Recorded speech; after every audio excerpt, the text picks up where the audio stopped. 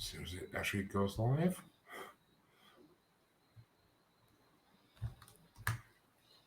Welcome all to another amazing episode of Paranormal Than Normal.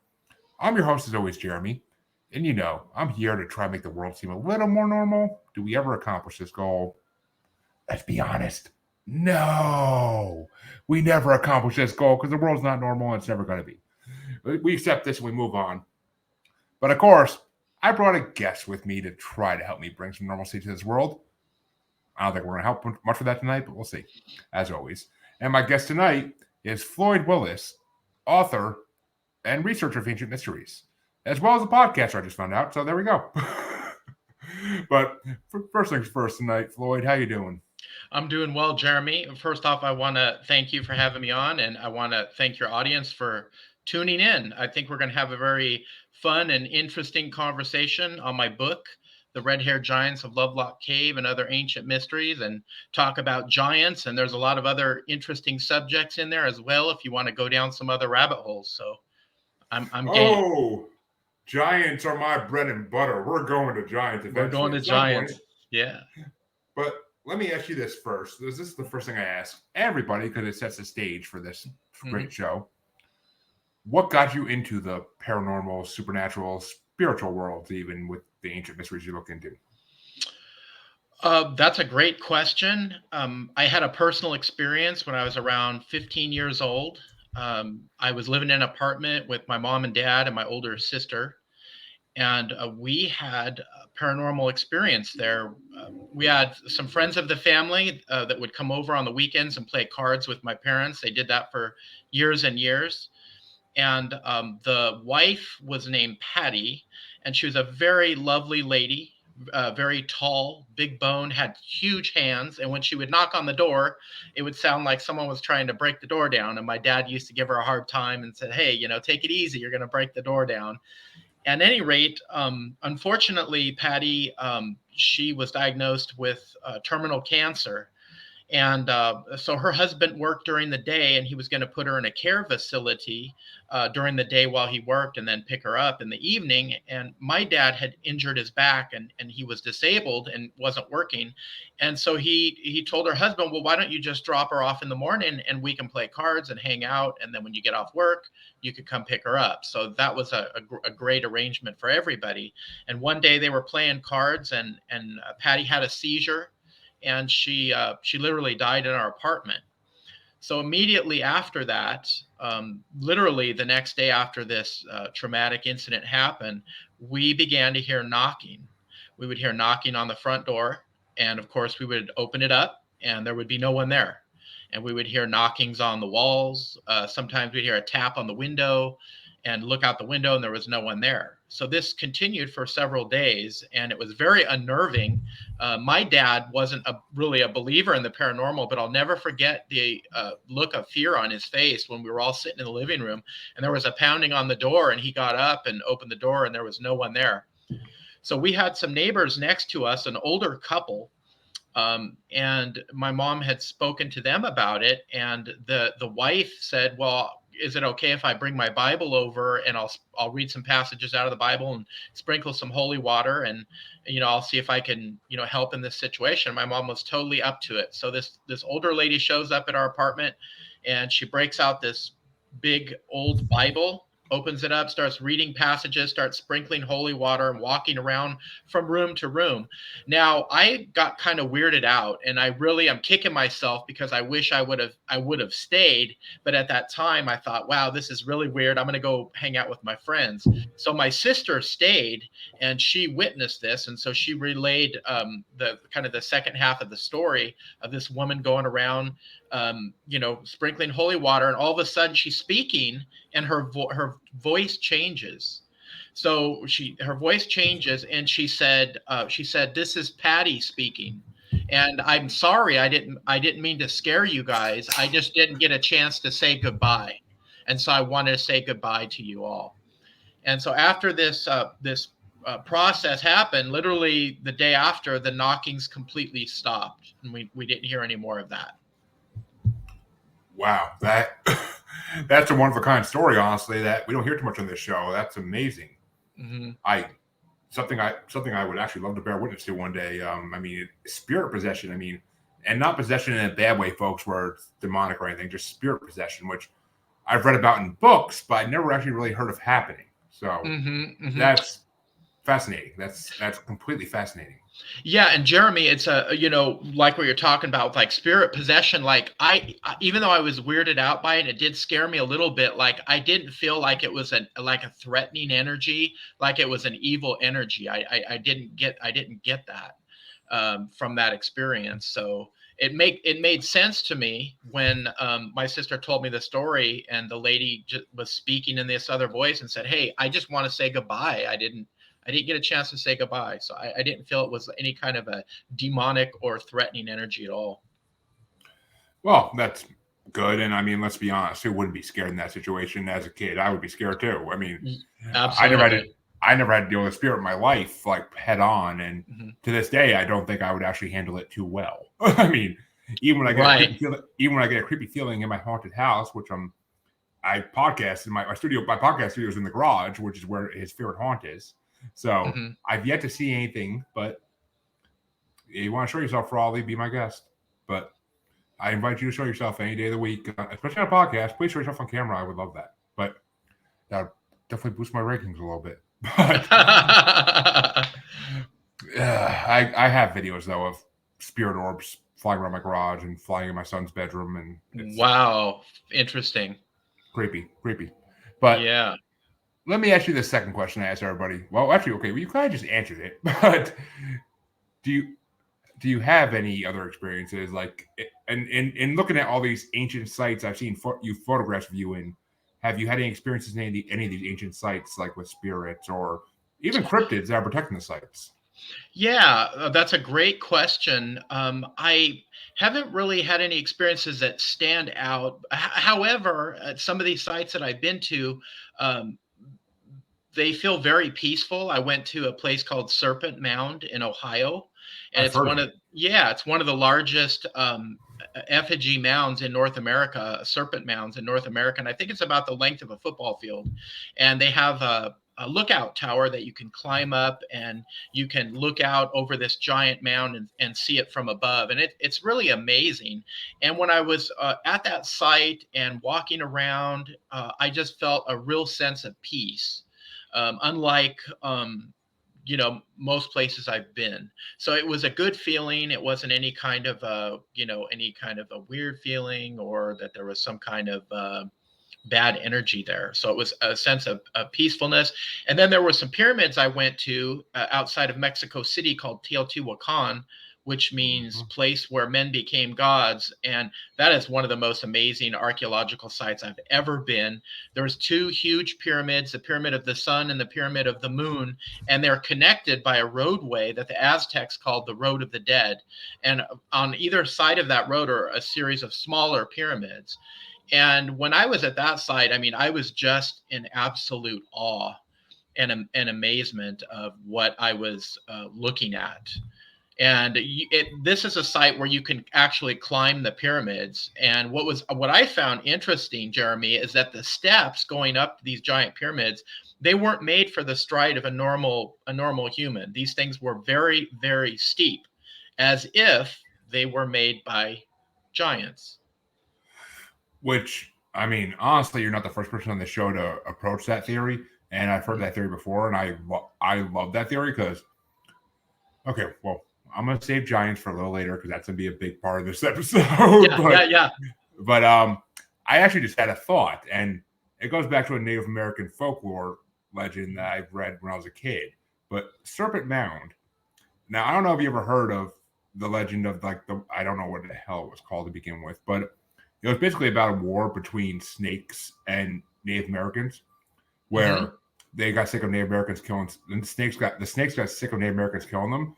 So it was basically a bunch of snakes went to attack them, and they lit these lines of campfires up, and they would kill snakes, and then they'd light another line up, and they kept doing this until a giant serpent emerged, and the chief made a deal with the giant serpent that they wouldn't kill snakes anymore unless they were actually trying to harm them.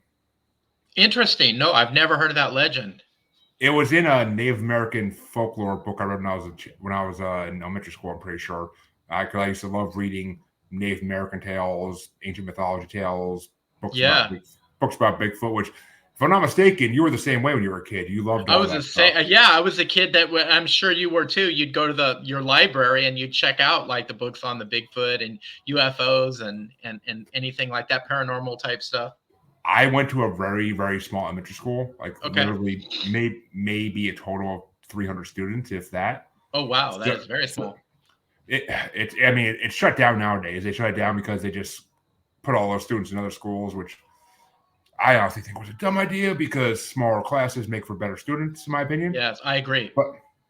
But I mean, it is what it is. I'm not an education professional, so I'm not going to comment on their lives. Sure.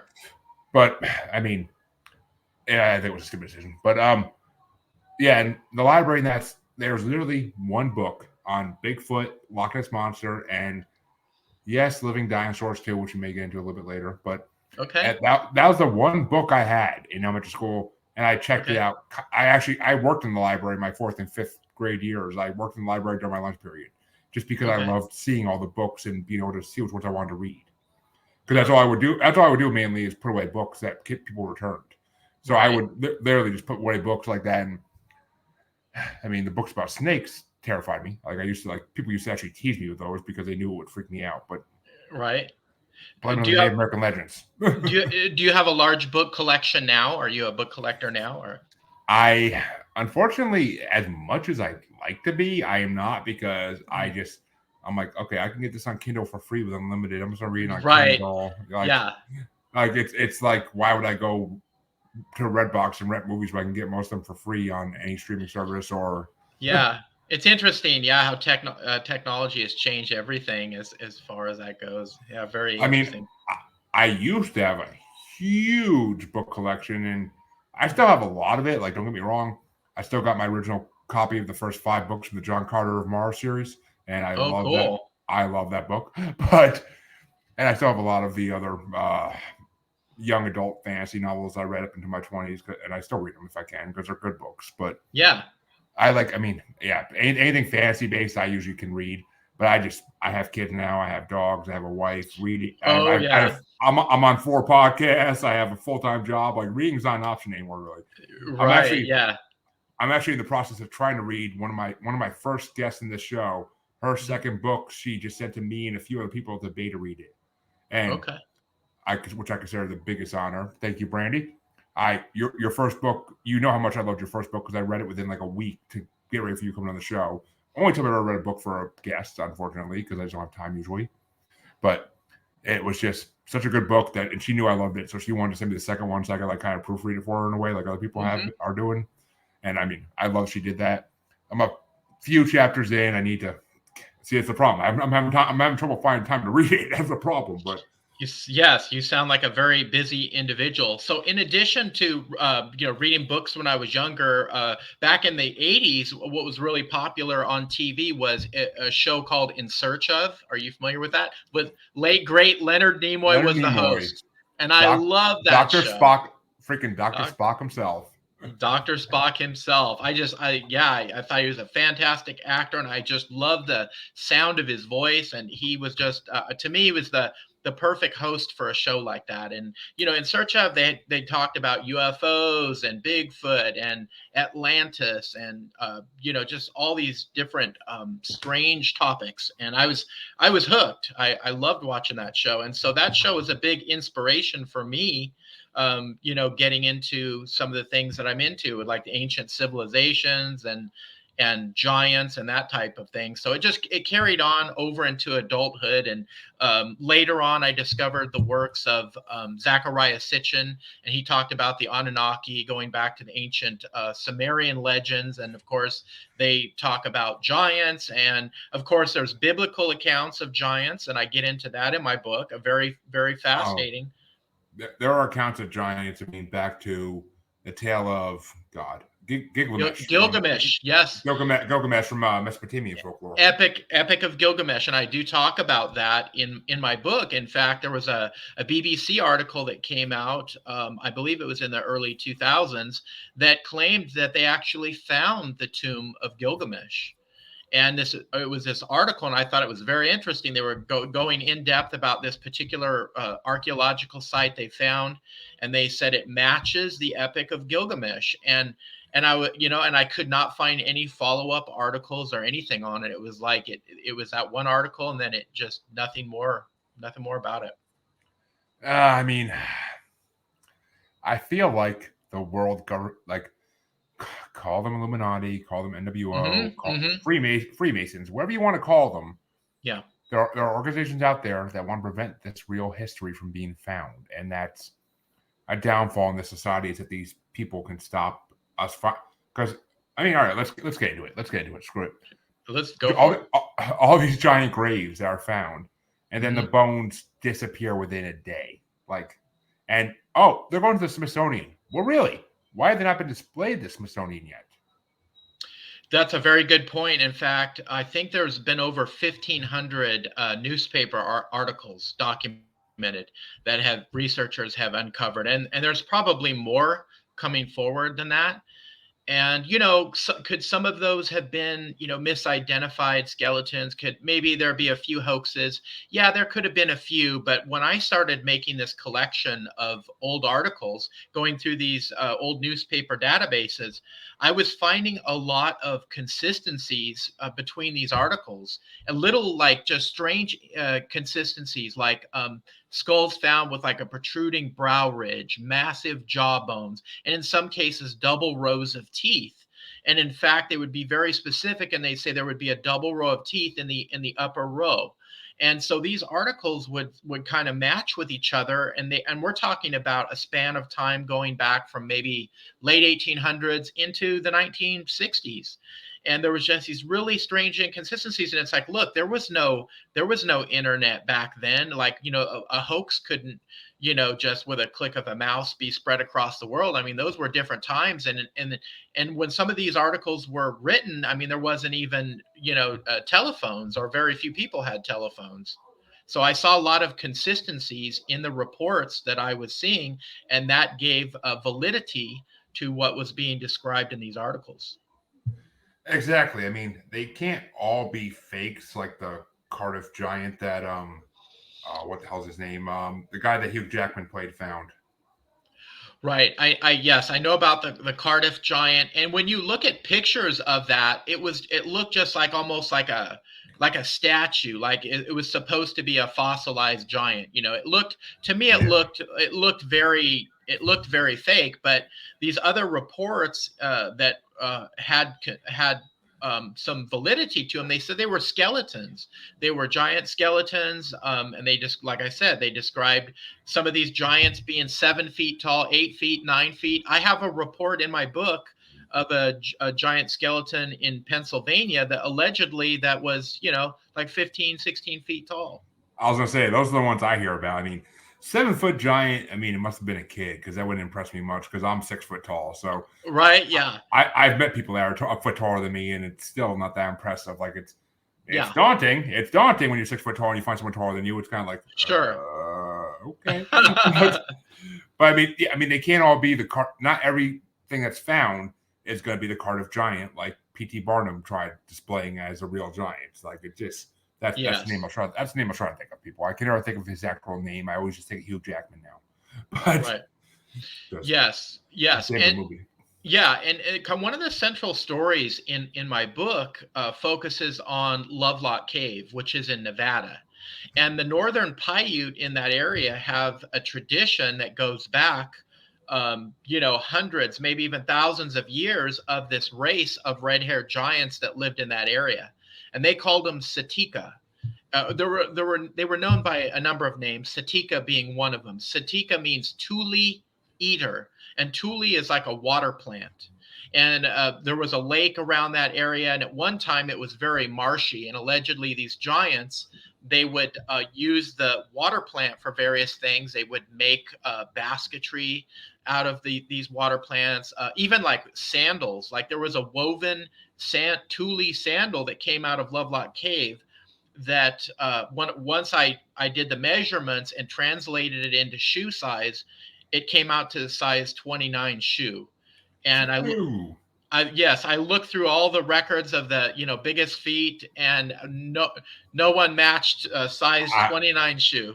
I mean, I wear size 16, 17 myself, and Shaq wears size 22s, but still, like, that's size 29 is God.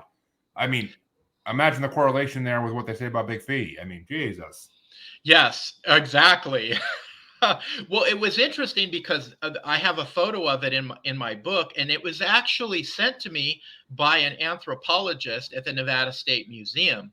And so I had this dialogue with this anthropologist for a period of time, and I include it in my book, and it goes to a certain point, and then I start asking maybe too many questions, and the conversation stops, the communication stops. But he did send me a photo of that Thule sandal, and he actually displayed it. He made a display, and he used a casting of an alleged Bigfoot print, and he put the sandal on the alleged Bigfoot print, and it went across the width of the foot. And I thought that was very, very fascinating. Now, see, you kind of just read my mind, because I was going to ask you at one point or another, do you think that Bigfoot and giants could be related somehow? Absolutely, they could. I mean, you hear a lot of these reports of Bigfoot encounters, and the majority of them, I mean, they're talking about a being that's 8 feet, 9 feet, even taller. So in effect, it would be a giant. I've recently met 3 different people within the past 6 months that have had actual Bigfoot encounters. And I think that was quite amazing. In fact, one of them's one of my neighbors, an older gentleman that I always talk to when I'm walking through the neighborhood. And he actually had 2 encounters out here. I live in Washougal, Washington, and he had he had an encounter. This was on the Washington side, near Bonneville area, and he actually had 2 encounters, and they're undocumented. And he shared these encounters with me. They were very detailed, and he's going to actually let me give me permission to document those encounters. And in my second book, I am planning to do a follow-up book. I want to do a section in there on Bigfoot, and I would like to include those personal experiences that my friend had. Oh, that'd be amazing, and we'll definitely get you back on. That second book's coming out, but yeah, I have no problem promoting authors again when they have new books coming out. It's always a fun time. But appreciate that. And you're in Washington too. Have you tried to get permission to go look at the Olympic Project area? No, I mean, I am like you. I am a very, very busy individual. And so when I do get out in my area, and there's a lot of beautiful areas out here, I'm usually taking my sons, and we're usually going hiking on some trails. But there's still a lot in my area that I have yet to explore. Well, let me put it this way. Small Town Monsters, I don't know if you heard of them. They've done a lot of documentaries on Bigfoot especially. Okay. And they went to the Olympic Project for one of their documentaries, and they basically found proof of Bigfoot at the Olympic Project. Wow. They found nests that are so big that there's nothing else. No, there's no animal known to man that would make a nest that big. Interesting. And there are like lines of them there. Like it's like the Olympic Project. A lot of people believe the Olympic Project. I mean, even though the government says it's just protected forest, like a lot of areas, it's a huge belief by a lot of people that they know there's Sasquatch clans that live there, and they just protect it for that reason. That makes perfect sense. I mean, I could definitely see the possibility in that. Have you heard of David Paulides? Any of his work? He does the Missing 411. He has some books. I'll say I knew the name. I couldn't place it, but as soon as you said Missing 411, I was like, "Yep, okay, I know the Missing 411." that goes into a whole theory of mine about Hollow Earth and Bigfoot and Dogman and everything else. Like it's just, it takes you down some other rabbit holes, right? Oh, I mean, well, actually, as someone who's done a lot of exploring on ancient sites and stuff, I'm sure you've noticed the amount of cave systems across the Americas. Absolutely. In fact, I'm glad you brought that up, because one of the archaeological sites that I had mentioned earlier, Teotihuacan in Mexico, there's a whole underground cave system underneath that site. And back in, this was probably 15 years ago or so, a sinkhole opened up. And one of the archaeologists, local archaeologists, actually Indiana Jones style, roped down into this tunnel with a torch and found a whole series of caves underneath Teotihuacan. And they found artifacts, all kinds of precious stones and carved artifacts. And what was the most interesting thing that they found, Jeremy, were these spheres. And guess what they had in them? Can you guess? I want to say that flower you were talking about earlier. They found liquid mercury in these spheres. Really? Yes. Okay, I just want to say I never would have guessed that in 1,000 years. Yes, most people wouldn't unless you heard about the discovery. But liquid mercury was found in these spheres in this tunnel system underneath Teotihuacan.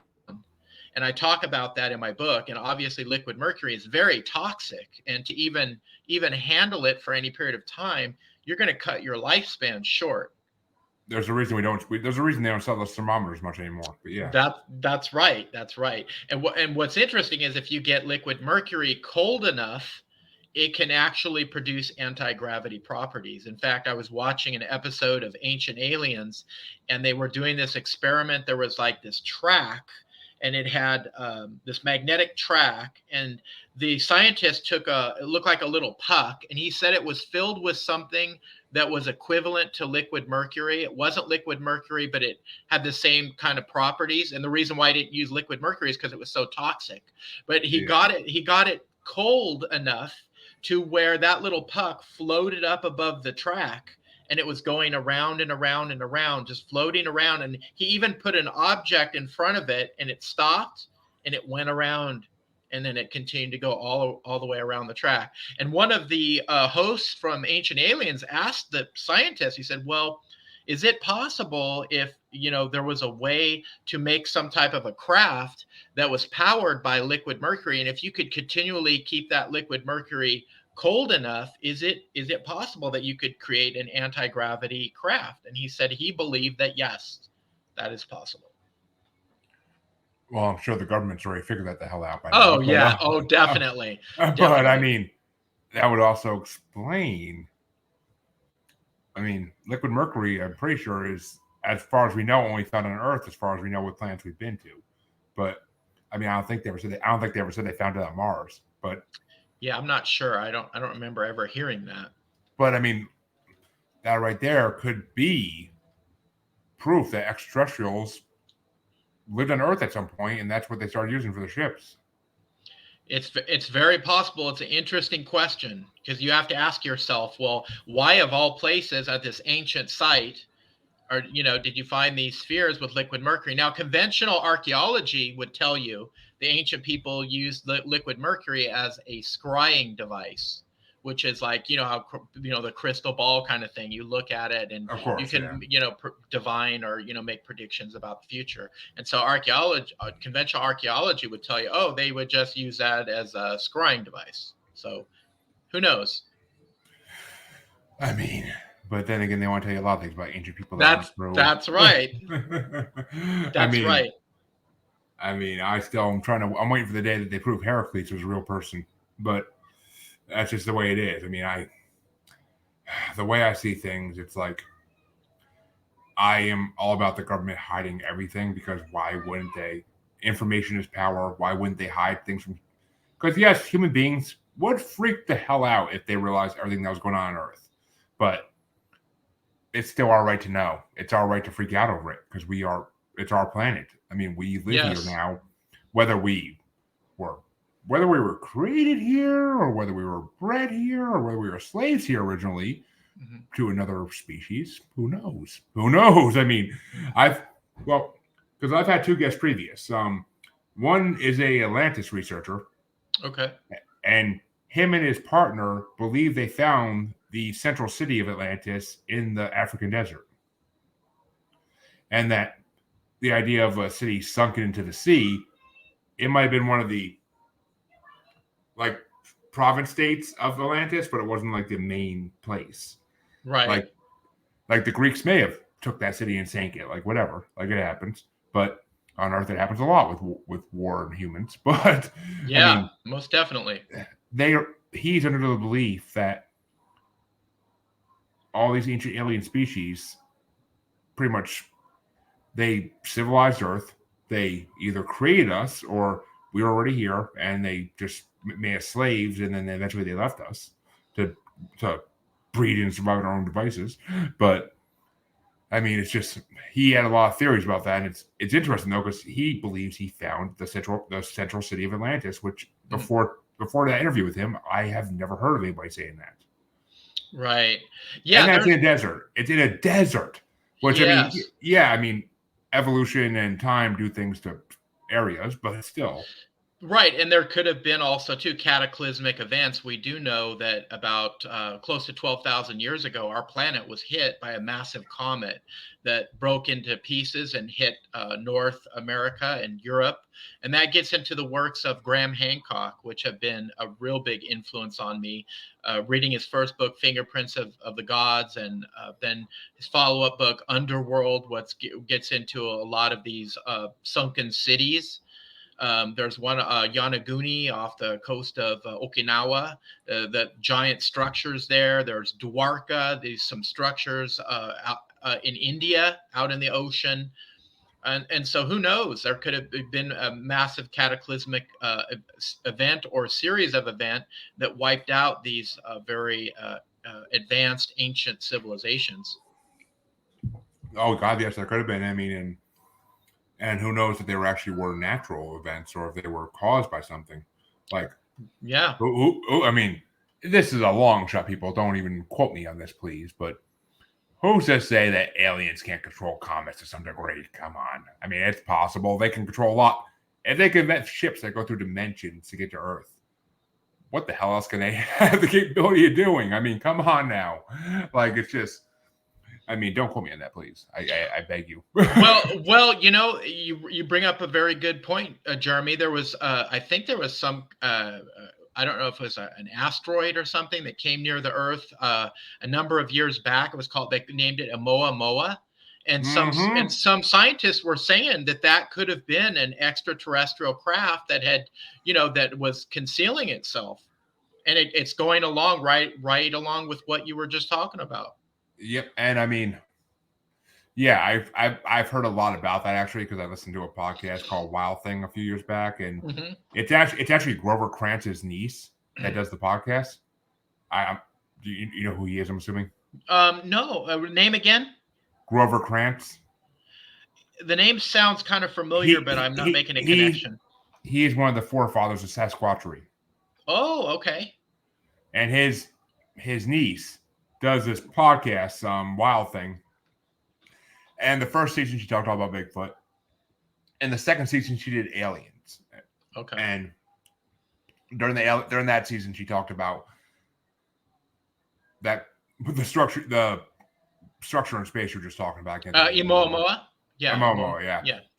She talked about that for a whole episode, and how people believe it was an extraterrestrial craft by possible. It's possible. I mean, who knows what their ships really look like? I mean, they could have all these designs in their ships that like make them look like they could say, "Oh, these stupid humans think we have flying saucers. Let's make all our ships look like flying saucers." Why not? Let's just mess with these tiny brain humans before we go probe them. Right. So, I mean, that's the worst part about the paranormal. That's the part I hate, is it's always who knows. Like we can't prove it. Yeah. It's sad. Yeah. It's sad. Yeah, and the discussions like these open up more questions. It seems to Oh, generate more. And when I was writing my book, I gathered a lot of evidence and 4 years of research, and I still came out with a lot of questions. Having done all that research, but no one really knows for sure. I mean, we can just speculate and just present evidence. And the way I write my book is, I'm not trying to convince anybody that I know exactly who the Giants were, where they're from. I present some evidence, some theories, and let the readers come to their own conclusions. I mean, well, that's the way it should be done, honestly. And yeah, trust me, on this on this podcast alone, I present all these theories I come up with in my own mind, and then just like, and then someone will ask me, well, "What about this?" I'm like, "Well, fuck! Now I got to come up with a whole new theory that involves that." Like it's just like, I honestly someday in the future, I will write a book of all my theories and put them out in writing. But That would be that great. that day is nowhere near, nowhere Yeah. near. I don't have time for that yet. Maybe once I'm making enough money and I got time off my job, I'll take a couple weeks off and write a book. But and once my kids are teenagers and don't want anything to do with me anymore, maybe then. But until then, it's just nah. They need my attention, and podcasting takes enough of it away that I don't want to take it away more. But Right, right. Well, getting back to the story of the whole red-haired giants, the Lovelock Cave. So oh, the please, northern Paiute tradition talked about a race of red-haired giants, and they were very violent. They attacked surrounding tribes, and they were cannibals. They would eat their victims, and they were a very evil tribe. And allegedly, the Paiutes waged war against these giants. They allied with other native tribes, and they waged war with these giants that lasted for a period of 3 years. And finally, it culminated with the last of the red-haired giants being cornered in Lovelock Cave, and the Paiutes threw brush in front of the cave and lit flaming arrows up, and they shot them at the brush, and it caught fire, and it burnt the giants to death. Now, in 1911, there were two guano miners, and guano is bat dung. uh, they were mining this bat guano out of Lovelock Cave, and they uncovered some skeletal remains. They uncovered artifacts, and they called in the local university. And then there was a initial archaeological excavation done, and a number of mummies, skeletons, and thousands of artifacts came out of the cave. Now the skeletons disappeared. They of course. disappeared, of course, right? The skeletons disappeared, and the artifacts that came out of the cave were distributed to a number of different museums. Now, here's something very interesting. Uh, so, some skulls that allegedly came out of Lovelock Cave ended up in a museum, a local museum called Humboldt Museum, and they were never put on public display. They were always kept in the basement, and you had to ask the curator to see them. They were kept in these cupboards. And I thought that was very unusual. It's like, wow, so why aren't you, showing these to the public? Why do you have them in the basement? And so allegedly these skulls were at the Humboldt Museum for, at least 40 years, a long time, 40, 50 years, maybe even longer. And when I began to write my book, the story of Lovelock Cave fascinated me in that there are still artifacts that you can see at the Nevada State Museum that came out of the cave. And there's also some photographs of these skulls that were once at that museum. And I acquired some of them with permission of a researcher named M.K. Davis. He gave me permission. I have a picture of one of the bigger skulls in my book, and it's a massive skull. It's a massive skull, and in the upper row of teeth, can you guess what's up there? 2 rows, Almost two rolls. There's extra which extra teeth. I mean, if you're going to be a cannibal, 2 rows of teeth would definitely help with that because you're going to be chewing a lot of bones. That makes good sense. And what's interesting with a whole double row of teeth, if you look even in the Bible, and obviously most of us that are familiar with the Bible are familiar with the Nephilim. story of the Nephilim or David and Goliath. Everyone usually knows who Goliath was. But there's a specific reference in the Bible when David and his mighty men were fighting these giants. There's a giant referenced in there that had it says it had a double row of teeth, and it had 6 fingers on each hand. and which is called, a medical term is called polydactyly. And that still happens. There are people that are born with extra digits. It's not a frequent thing, but it still does happen. And there are people born to this day that do have supernumerary teeth. They have extra teeth, or even an extra set of, a double row of teeth. And it's not very frequent, but it still happens. And Of course. and it makes me wonder, and I just raised the possibility, is could these traits of polydactyly, the extra digits and the double rows of teeth, could they have been a genetic kind of trait that was left by these giants in our DNA? I was gonna say, I'm like, sounds to me like some of our human ladies back in those days were getting freaky with some giants. But Well, you know what? You raise a good point. Have you heard about the discovery of the Denisovans? vaguely, I think. I don't think I ever heard about it in detail. Okay, so I talk about the Denisovans in my book, and they are a new species, relatives of us that were discovered, about 10 years ago in Siberia. There was in the Altai Mountains, in some caves, archaeologists were doing excavations, and they found a giant tooth, and it was about twice the size of a normal human tooth. And they found a knuckle bone, and they found some artifacts. They found a stone bracelet that had these tiny holes drilled in it that were probably 8 millimeters, which was astounding because this stuff was dated back about 50,000 years ago. And so when they did the DNA sequencing on the knuckle bone and the tooth, they determined that it was actually another species of hominid, and they named them the Denisovans after the cave where it was found. It was called Denisova Cave. And since then, a complete skull, which is believed to be Denisovan, has intact skull, has came out of China. And that's called Homo longi, which means dragon skull. And it's a massive skull. It's very big, football shaped, very, very big eye sockets, very pronounced brow ridge. And this was found in the late 1930s by a worker who was under forced labor by the Japanese, building a bridge, and this man found this giant skull, and he hid it. He stuck it in a well, and he kept it there. And basically, he lived to a very old age. And on his deathbed, he revealed to his children about that he had found the skull and where he hid it, and he told them where to go find it. So they went and retrieved this giant skull from this well, and then they turned it over to the university there in China, and they did the DNA sequencing and determined that it's Denisovan. And it's huge. It's one of the biggest hominid skulls, I believe, that has actually been shown to the public.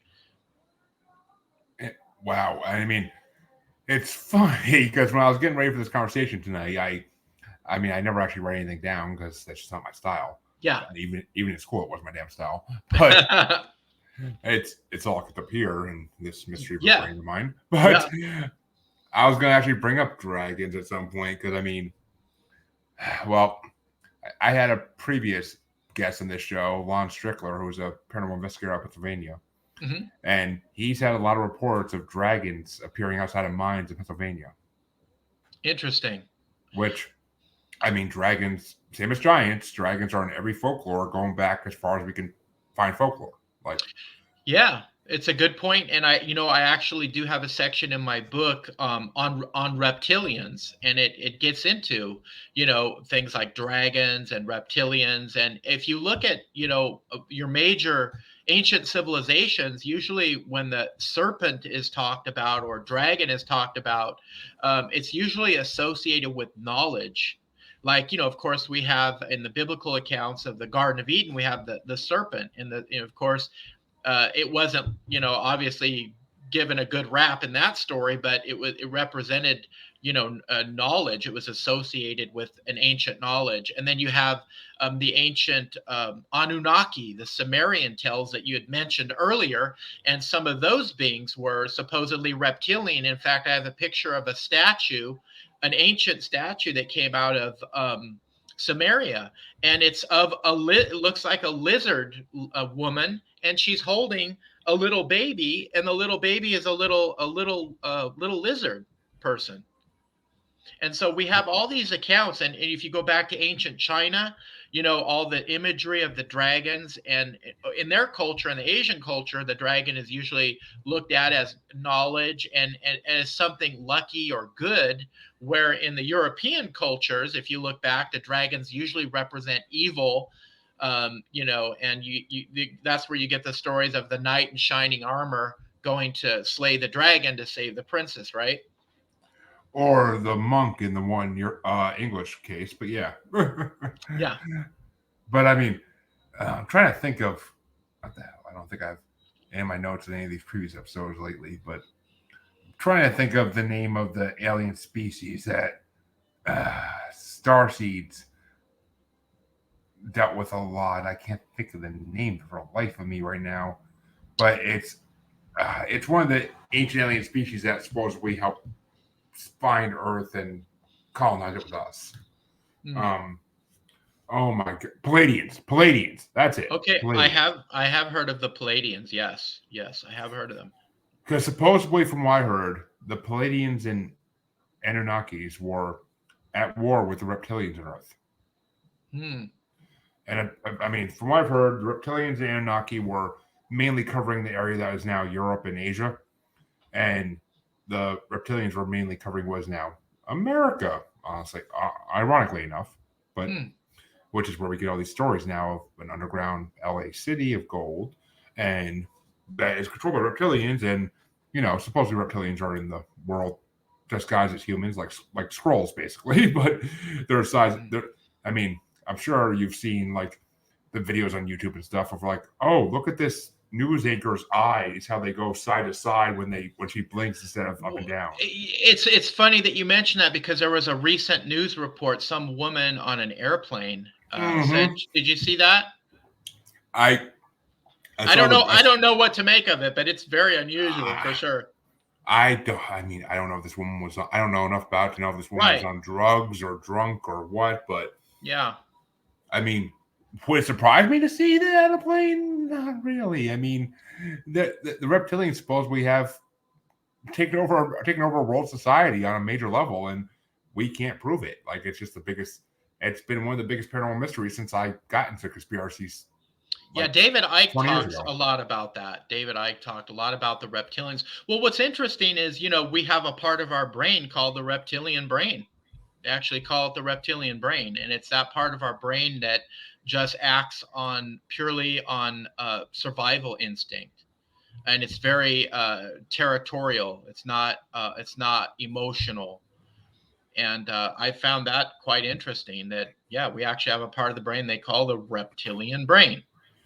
Well, I mean, yeah, it's the fight or flight moment in our brain that supposedly has that. But, which, I mean, who knows? I mean, I was told on an episode a couple weeks ago that a woman had stories from her father, who was in the Navy, about Velociraptor extraterrestrials fighting with the Americans in World War II. Wow, that's wild.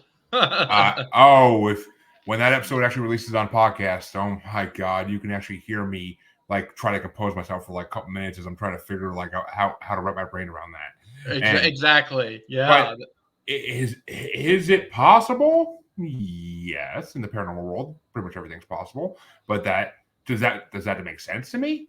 Honestly, it kind of does, because I mean, there's a lot of rumors about extraterrestrials of all different species being involved in the World War II, because nukes were involved, and a lot of them were trying to prevent us from using nukes. I mean, the whole Valiant Thor thing with Eisenhower, like, was there an alien in the White House and Pentagon for months at a time trying to convince us not to use nukes?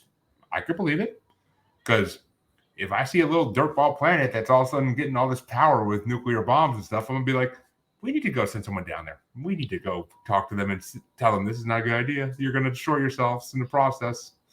Which we haven't yet, but we're on the verge. We're, as my mama would say, we have one foot on a banana peel and the other dangling off the edge of a cliff. basically until some leadership changes in the next couple of years, and then hopefully things get Yeah. back to normal. But we'll see. We'll see. We'll I see. I pray every day to. I believe in nothing, so I mean, I believe there's something, but I don't know what to call it. But I pray to Right. whatever's out there every day that please don't let that Yeah. happen because I have kids. Like if I didn't have kids, Yeah. then let it happen. I wouldn't give a shit. But Yeah. I have kids, so I don't want Yeah. my kids to perish and or have to live in a post-apocalyptic world like that. Like I don't like. But you mentioned the Nephilim, and we both kind of did. But the Nephilim are one of my favorite topics too, and one of my co-hosts on my other show's favorite topics because they kind of prove a lot about what existed back in the day. And I mean, we found proof of Nephilim to some degree, haven't we? Well, some researchers would say yes, and other people would say, "Oh, there's not, not enough evidence out there." But I mean, going back to the ancient text, and I'll just get into briefly the biblical text, and I have a section on that in my book, in Genesis 6, and this passage fascinated me from the time I was a kid, and I really didn't look into the backstory until as an adult. And it's Genesis 6, and I'm just going to paraphrase it. It said there were Of giants. course. There were giants in the earth in those days and thereafter, when the sons of God came into the daughters of men and bore them children, and they became mighty men, men of renown. And it's a very unusual passage because it's saying the sons of God came into the daughters of men. So the first question is, who are the sons of God, right? Who are the sons Angels. of God? Yeah. Who are the sons of God? They came into the daughters of men, which means that they had sex with the earth women, and they bore giants, and they became these mighty men of renown. So as I started digging into that, I started looking into the Bible to find more evidence of who are the sons of God. And I found a number of passages in there was a couple passages in Job, one where Satan was approaching the throne of the Lord, and it says he was accompanied by the son. He was accompanied with the sons of God. Right? Those weren't humans that were accompanying him in the heavenly realms. Right? Those were God no. those were angelic beings. And also, there's a reference in Job 2. It says that the sons of when the foundations of the earth were being laid, the sons of God shouted for joy. Right. So this was long before allegedly humankind was created. This is when the earth was being created, and the sons of God shouted for joy. Those weren't humans. Those were celestial beings. Those were angelic beings. And so we get into the whole topic of, could these beings have been angelic beings? And if you think of an angel or a demon, or something paranormal like that, the question is, are they from the earth? Are they from the earth, or are they from somewhere else? Right? Exactly. I mean, that's one of the biggest things that people debate nowadays is angels and demons. I mean, I've heard people say that extraterrestrials are demons, and the reason people get abducted is because they are doing satanic practices. I mean, according to this guest, it was like listening to heavy metal, but which, right? If that was the case, I would be abducted every day of my life. I would have been gone a long time ago, Jeremy. When I had that guest on, and his episode released already, so I'm not really worried about hearing this. But like, it's just when he was on saying that stuff, I was just like sitting there, like, I'm keeping quiet right now. I'm keeping quiet right now. I don't want to flip out on the guest like I'm about to. Kind of biting your lip there. But it goes back to the question is, so if these are some type of celestial beings, and if most people can agree these things are probably not from here, so what would that make them? If they're not from the earth, they could very well be considered of extraterrestrial origin. They're not from here. They came to the earth. I could be mistaken here. I could be. But I believe it says somewhere in the Bible that Earth was not God's first experiment. I believe it says that somewhere in the Bible, if I'm not mistaken, because I know it's in Paradise Lost by Milton, which, yes, that's supposedly a work of fiction, but it kind of matches up with the Bible pretty damn good. And which, I mean, okay, Paradise Lost is one of my favorite. I never actually read the book, but I've heard Yeah, like me neither. I've heard like the Parcast version of it when they did on mythology, and I mean they basically did it almost word for word, and it's just incredible like to hear that story. And it's a book that actually makes you feel bad for Satan, like which I praise Milton, because if you can make people feel bad for the devil, you are an amazing author. Like keep it, like you did your Right. time. I mean, obviously don't keep it going because you're long past, but still, like it's just Yeah. God, like that's incredible. But well, before we get to the end here, though, I did want to talk because we talked Giants. We kind of got to talk the opposite a little bit. And I mean, for all my Lord of the Rings and Hobbit fans out there, let's talk Hobbits. I love it. Little people, the little people. And I have a section of my book on the little people, and it was interesting because I originally didn't intend to go down that rabbit hole, but in the process of gathering all these old articles on giants, I actually came across old articles on the discoveries of pygmy skeletons discovered in North America.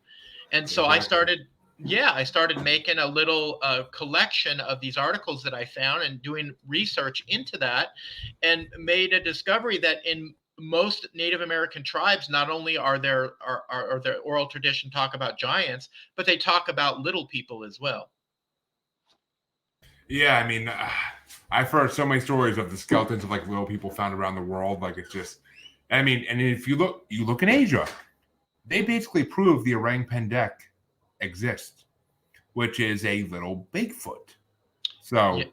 Well, they have skeletons of the Flores Hobbit that was made in the early 2000s. So we actually have skeletons. We have a skull and other bone fragments of another branch of us called the Flores Hobbit. And the Flores Island is in Indonesia. And there was a giant cave in the early 2000s that they were excavating called Liang Bao Cave. And they unearthed artifacts, projectile points, and other tools and skeletal remains. They found a skull, this tiny skull. It looked like a skull of maybe a child. It was so small, but then they did other testing on it, determined it had wisdom teeth. And it was a female, because they found the other fragments of the skeleton, and they could tell by the pelvic area that it was a woman. And that this being was no more than, not much taller than 3 feet. And it raised a lot of controversy in the field of paleontology and archaeology, because a lot of the paleontologists were coming out and saying, oh, they must have had like a disease, microcephaly or something that would make them small. But yet all the testing that was being done, and more skeletal remains being found, determined that was not the case, that this was a race of little people that wasn't much taller than 3 feet. And they were intelligent. They knew how to make fire. They knew how to make tools. They probably had some type of language. And what was interesting is their brain was smaller than that of a chimpanzee, but yet they had this high intelligence to do all these things, which actually kind of contradicts what we're taught in the theory of evolution. That the bigger brain that you have, the more intelligent you are. Yet here these beings are that were able to do all this, that had a brain smaller than a chimpanzee. which, I mean, see, I used to be the biggest proponent of evolution in my school days. Mm-hmm. Like it was my argument against my rest of my family that was religious. Like, how could evolution exist in a world where God created everybody?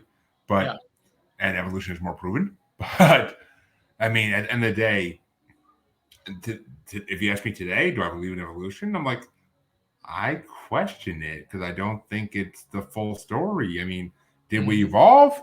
Yeah, that's pretty much proven. Yes. But was it just natural because a lightning happened to strike a fish in the water and it crawled on land and was able to evolve? Nah, I don't know if I believe that part. But I mean, were some creatures on Earth put into extraterrestrial machines and made to evolve? That sounds a little more logical in my mind. I mean, I don't know. I like, oh my God, I should just name this podcast I don't fucking know, because that's basically the bottom line of it all. Like, I don't know. And Yeah, but we do have archaeological evidence of these little people. I mean, we have the evidence of the physical remains, and we also have physical remains of the Nazca mummies. I'm not sure how familiar you are with them, and was discovered in 2017 in Peru, and I have a whole section in my book on those discoveries, and they've been tested since 2017, and they've proven not to be fakes. And we're talking, some of these little beings look like reptilian beings, hybrids between Homo sapien and a reptilian. There's a picture I have of one of these mummies in my book that they did the x-rays, and it looks like it has reptilian eggs in the stomach. There's been DNA tests that have been done on these things, and elements of the DNA of these mummies, they don't match any known species on our planet. Okay, see right there, the government's keeping this shit secret for a reason. Like they're not broadcasting this for a reason. Like because I haven't heard about these. I mean, maybe I have in passing, but I haven't heard about Okay. these. I haven't heard about these in enough detail to actually like It say I know to these. to me, I think it's one of the biggest stories of our time. And they originally, this came out in the public about 2017. And ironically, the mummies were turned over to the public by grave robbers. They allegedly, a group of, they call them huqueros, and they go and they loot these ancient archaeological sites, and they've done this for generations. They put the artifacts and the skeletons on the black market. But this group of tomb robbers found these beings, and they were so different to what they'd ever seen before. They were like, you know what, we felt so important that humanity needs to know about these things. So instead of putting them on the black market, they turned them over to an independent archaeologist from France that was working in Peru. And that's how these things became public. So if it would have been from the archaeological community initially finding these things, we probably would never have seen them, nor would we even be having this conversation about them. No, because the government would have confiscated them in a second. But Yes. it's just sad. It's just sad. We can't even. Why don't they want us to discover what's out there? That's the biggest question in the paranormal. I Yeah. mean, Well, I not mean, like you said, knowledge is power, and if you can control the flow of knowledge, that's you can use that to manipulate. You can use that to control, and I do talk about that in my book, specifically with the Smithsonian Institution doing that. exactly. I mean, it's just. I mean, if we could do a mass lawsuit against the Smithsonian, it'd be interesting to see how it goes. But Yeah. I don't know how many paranormal people would be behind me in it. But I mean, maybe someday. Maybe someday. But Jeremy, if you put something together, I'll sign my name to it. So, it's like, why are you trying to why are you trying to prevent humans from learning more about themselves and their history? Like, there's no purpose that I could see that would really serve it. Like, unless you're trying to keep, yes, if you're trying to keep mass fear away, okay, I could kind of understand that, but still, let humans make their own damn mind up. Like, we're, absolutely. I mean, it's also in the same camp as people who say the reason they don't tell us Sasquatch exists is because they don't want people out there hunting it. That's a good point. I mean, I could see the reasoning behind that. Also, too, David Paulides and his Missing 411. If you watch some of those documentaries or you read his book, it could also be the fact that there's a lot of people that have disappeared in our national forests, and of course, if they do know that something's out there, and these, maybe, picking these people off, it wouldn't do them any good to try to prevent people from going into the Mhm. forests or parks and that type of thing. Well, I have heard stories that there have been that I've heard stories from some people that there are two different breeds of Bigfoot. Hmm. At least, oh, actually, no, I'm thinking of dogmen. There's two different breeds of dogmen. That one that attacks people without cause, and one that just kind of bluffs people to get to go away from its territory. But I've pretty sure I've heard the same thing about Bigfoot as well, though, where there's species of Bigfoot that are more uh, willing to attack without warning I've heard because that too. but there's also the typical Bigfoot that just, I mean, I've heard stories of people telling stories from their grandfathers that, like, oh, yeah, my grandfather lived on a snowy mountain in Colorado. And there would be a Bigfoot all the time that would come by and look in his window. And he happened to look in the window once when I was there washing dishes and I saw it. And like my grandfather said, oh, don't bother him. He just looks in every once in a while and sees what I'm doing and then he goes on. Like, I mean, the older generations were a lot more understanding of this stuff, and I don't think they reported it because of that, because they just knew there was more to this world than they know about, and they lived with it like it was a normal life. I mean, I literally live 10, 15 minutes, actually, like 10 minutes up Route 2 in Massachusetts from Leominster State Forest. And it's a Bigfoot hotspot, but I've hiked there multiple times, and I actually had a picture once. I had a picture of what I thought could have been a footprint. But I was actually almost too nervous to post it in Bigfoot groups I'm part of because I didn't want to get myself a bad name if it was like a not like it's just as little as it is, I have a reputation to uphold, but a little bit I have a reputation to uphold. I mean, I'm not Grover Krantz. I'm not Patterson or Gimlin. I'm not one of them, but like it's just I do have a reputation to uphold of some kind. But we do. All right. Well, we are getting to the end here, but why don't you tell the people where they can find your book, where they can find information about you, or just promote yourself to the fullest? Absolutely. Thank you, Jeremy. So you can find my book at bookbaby.com. And if you are interested in that, purchasing the book, I'd encourage you to go there because they're very supportive of self-published authors, and I'm a self-published author. You can also find my book on Amazon as well as Barnes & Noble as well. I have a website. It's called theancientgiants.com, and you can find more information about my research. And I have a chapter breakdown in there of my book, which will get into more specifics of what each chapter contains. And also there's a number of links to other podcasts I've done regarding my research. Which, yes, I did actually check out your site today a little bit, and it was to get a picture of your book at least, and to put on the flyer. And Yeah. I mean, okay, one, I love it's called bookbaby.com. That's just awesome. Like, that's a perfect name. It really is. And yeah, please, everybody, check out his book. I mean, it's on my list. It's a long list, but it's on my list of books to buy one day when when this podcast starts making money, because you all start paying me for it to listen to some episodes.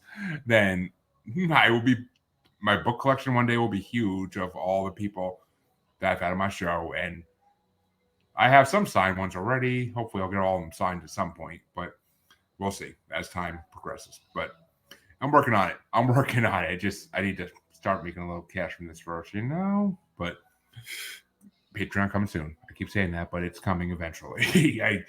I gotta find the time to record bonus episodes, for God's sake. I give you guys so many episodes normally that I don't have time for bonus, but thank you for coming on, Floyd. And it's been an absolute pleasure talking to you. And there's so much we didn't get into. Oh my gosh, Jeremy, thank you for having me on. And if you'd ever like to continue the discussion, there are a lot of topics in my book. Aside from giants, we can get into the little people. I have a section on the alien races, get into the reptilians and the grays and the tall whites. And I've got all kinds of stuff, the ancient Sumerian stuff. So we can go down a lot of rabbit holes. The Norse aliens. Ooh, one of my favorite topics. The valiant Thor himself. But we will get into. We'll have Floyd back on when his second book is about to come out, so he can do a little promoting while he's on here too, of course, because I don't like to have people on here just for me to talk. I like to have them have a purpose too. But so we'll definitely have you back on. But until next time, folks, you know where to find me. If you don't, listen to the outro on the podcast form. But anywhere you're watching this live or replays, you can find me there. So come enjoy it, because it's going to be just more of these conversations about the mysteries of the world, which is my favorite thing in the world. So let's keep talking about it, and hopefully one day we can get the government to admit something. But until next time, please like and subscribe wherever you're watching, wherever you're listening. Like and subscribe. It goes a long way to me getting ad content and being able to actually make more, because I can make something off this and my wife will understand more. But until next time, Floyd, it's been an absolute pleasure. I love having you on. Great. Definitely up there on my top guests. Jeremy. Thank you so much, Jeremy. You're a fun guy to talk to.